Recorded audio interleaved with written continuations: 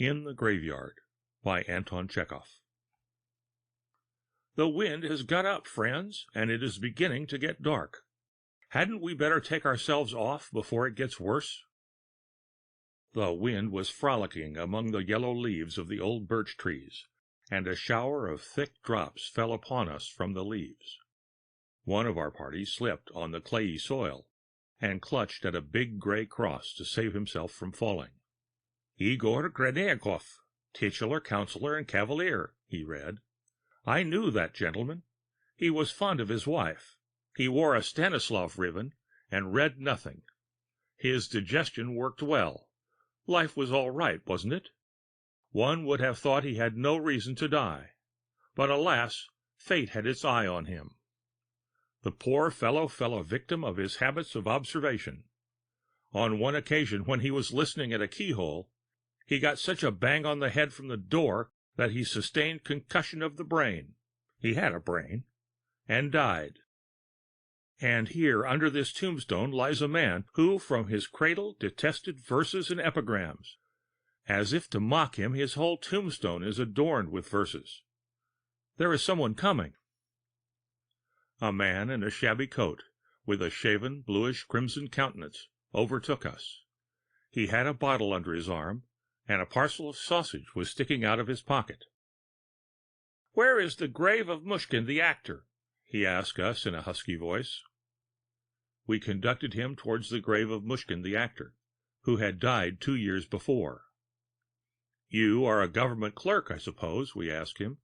"No, an actor. Nowadays it is difficult to distinguish actors from clerks of the consistory. No doubt you have noticed that. That's typical, but it's not very flattering to the government clerk." It was with difficulty that we found the actor's grave.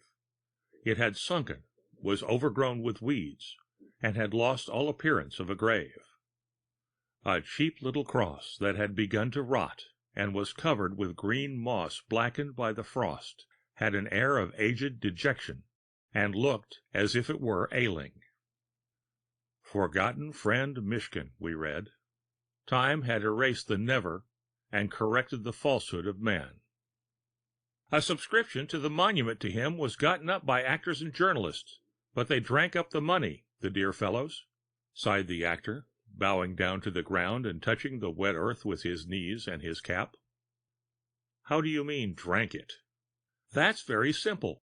They collected the money, published a paragraph about it in the newspaper, and spent it on drink. I don't say it to blame them. I hope it did them good. Dear things.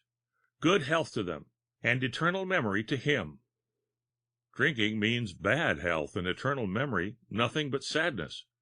God give us remembrance for a time, but eternal memory. What next? You are right there.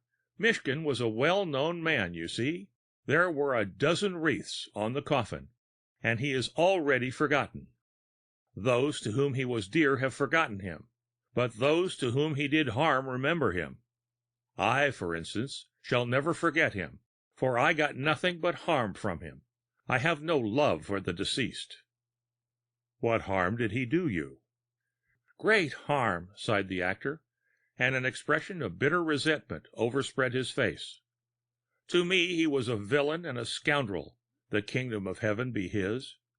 It was through looking at him and listening to him that I became an actor. By his art he lured me from the parental home. He enticed me with the excitements of an actor's life, promised me all sorts of things, and brought tears and sorrow. An actor's life is a bitter one. I have lost youth, sobriety, and divine semblance. I haven't a halfpenny to bless myself with. My shoes are down at the heel.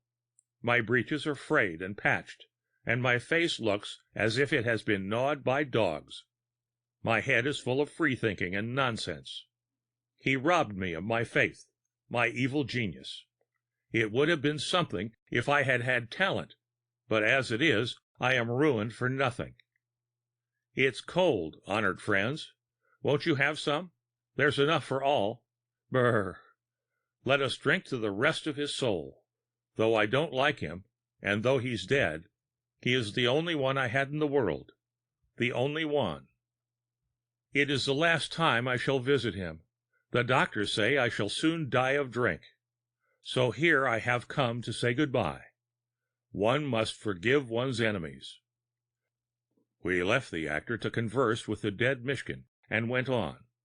It began drizzling a fine cold rain. At the turning into the principal avenue, strewn with gravel, we met a funeral procession. 4 bearers wearing white calico sashes and muddy high boots, with leaves stuck on them, carrying a brown coffin. It was getting dark, and they hastened, stumbling and shaking their burden. "We've only been walking here a couple of hours, and that is the 3rd brought in already. Shall we go home, friends?" The end of In the Graveyard by Anton Chekhov.